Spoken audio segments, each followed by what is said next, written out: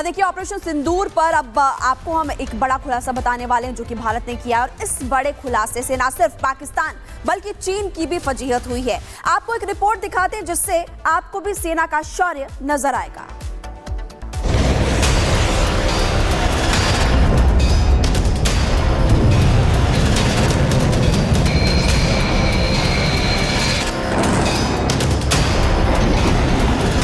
भारत ने केवल 96 घंटों में ही पाकिस्तान को कैसे घुटनों पर ला दिया, इस पर अब सबसे बड़ा खुलासा सामने आया है। बड़ी है मिसाइल। भारत ने कैसे 23 मिनट में पाकिस्तान के 11 एयरबेस तबाह कर दिए, इस पर सबसे बड़ा खुलासा हो गया है।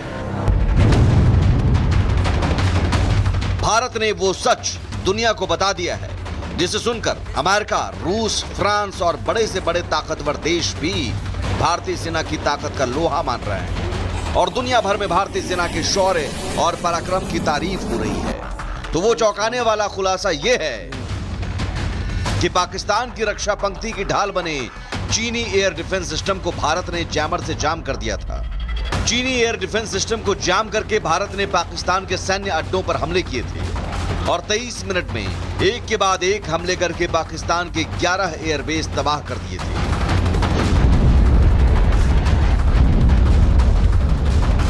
पाकिस्तान के साथ साथ ये चीन के लिए भी बड़ा झटका है, क्योंकि चीन अक्सर अपने हथियारों के दम पर भारत को आंख दिखाने की कोशिश करता रहता है। लेकिन दुनिया ने भारत पाकिस्तान के बीच 4 दिनों तक चले संघर्ष के दौरान देख लिया है कि चीनी एयर डिफेंस सिस्टम के मुकाबले भारत के स्वदेशी आकाश मिसाइल डिफेंस सिस्टम ने बेहतर प्रदर्शन किया। इसके अलावा शिलकार, JU-23, L-70 और MRSAM जैसे एयर डिफेंस सिस्टम भारतीय सीमाओं के प्रहरी बनकर खड़े रहे और पाकिस्तान से होने वाले हर एक मिसाइल और ड्रोन हमलों को नाकाम कर दिया, जबकि चीनी एयर डिफेंस सिस्टम HQ-9 बुरी तरह नाकाम रहा। 11 मई को एक कार्यक्रम में इसरो के चेयरमैन वी नारायणन ने भी बताया कि भारत इस बार पाकिस्तान को हर तरह से जवाब देने के लिए तैयार था और इसलिए भारत के 10 सैटेलाइट अंतरिक्ष में लगातार काम कर रहे थे। भारत के ड्रोन अटैक ने पाकिस्तान में तबाही मचाई, जबकि तुर्की के ड्रोन यहा और योहा खिलौना साबित हुए। चीन ने पाकिस्तान को PL-15 मिसाइलें दी, लेकिन भारत ने पाकिस्तान की हर एक मिसाइल को नष्ट कर दिया।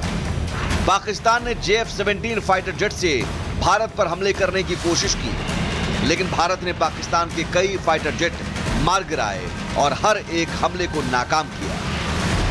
युद्ध के मैदान पर हमने हर बार पाकिस्तान को धूल चटाई है और इस बार ऑपरेशन सिंदूर ने नया आयाम जोड़ा है। इस ऑपरेशन के दौरान हमारे मेड इन इंडिया हथियारों की प्रामाणिकता सिद्ध हुई। आज दुनिया देख रही है 21वीं सदी के वॉरफेयर में made in India defence equipments, इसका समय आ चुका है।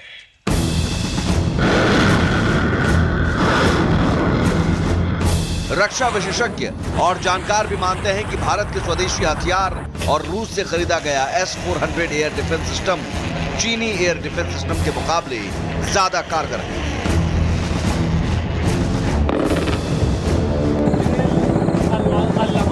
भारत की तकनीक श्रेष्ठता का प्रमाण है, तो भारत के जवाबी हमले भारत की आक्रामकता के प्रतीक हैं। भारत ने बता दिया है कि भले ही ये युद्ध का दौर नहीं है, लेकिन ये समय आतंकवाद का भी नहीं है और भारत पर किसी आतंकी ने बुरी नजर डाली तो ये एक्ट ऑफ वॉर ही माने जाएगा और फिर भारत ऐसा इंतकाम लेगा कि पूरी दुनिया देखेगी।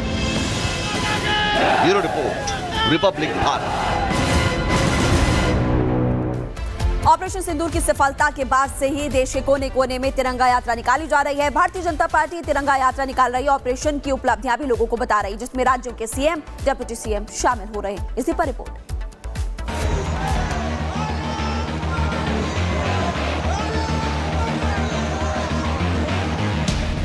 राज्य भले अलग अलग हैं, लेकिन सेना के पराक्रम और शौर्य को सम्मान देने की भावना एक है। जम्मू कश्मीर से लेकर राजस्थान, उत्तर प्रदेश से लेकर देश के हर राज्य में ऑपरेशन सिंदूर की सफलता को लेकर बीजेपी तिरंगा यात्रा निकाल रही है। सेना के विजय घोष के बाद हर हिंदुस्तानी का जोश हाई है और इसी का नतीजा है हर शहर से भारत माता की जय की गूंज सुनाई दे रही है।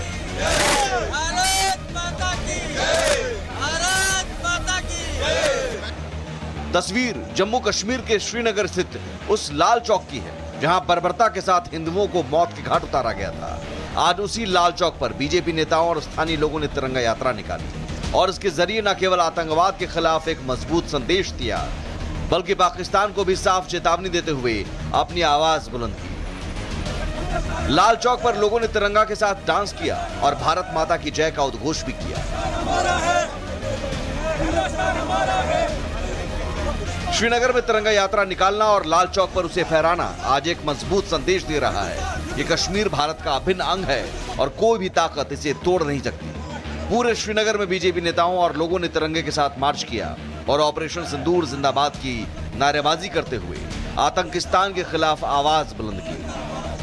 22 अप्रैल को घाटी के जिस जगह पर आतंकियों ने 26 लोगों की निर्मम हत्या की, उस पहलगाम में बीजेपी नेताओं ने आतंक के खिलाफ मार्च किया, जिसमें घोड़ा खच्चर वालों ने भी साथ दिया और आतंकिस्तान को जड़ से खत्म करने की मांग की।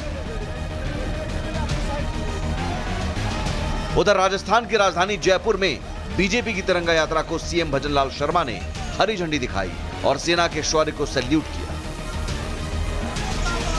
यूपी के अयोध्या में भी निकाली गई तिरंगा यात्रा के जरिए आतंक के आकाओं को संदेश दिया गया कि ऑपरेशन सिंदूर अभी खत्म नहीं हुआ है और अगर पाकिस्तान की तरफ से कोई हरकत हुई तो भारतीय सेना उसका माकूल जवाब देगी। तिरंगा यात्रा की शुरुआत मंगलवार को दिल्ली से की गई, जिसके बाद हरियाणा और गुजरात की सड़कों से होती हुई लखनऊ, भुवनेश्वर, गोवा और देहरादून के बाद अब कुछ और शहरों में देशभक्ति की गूंज सुनाई दी। Bureau report, Republic Bharat.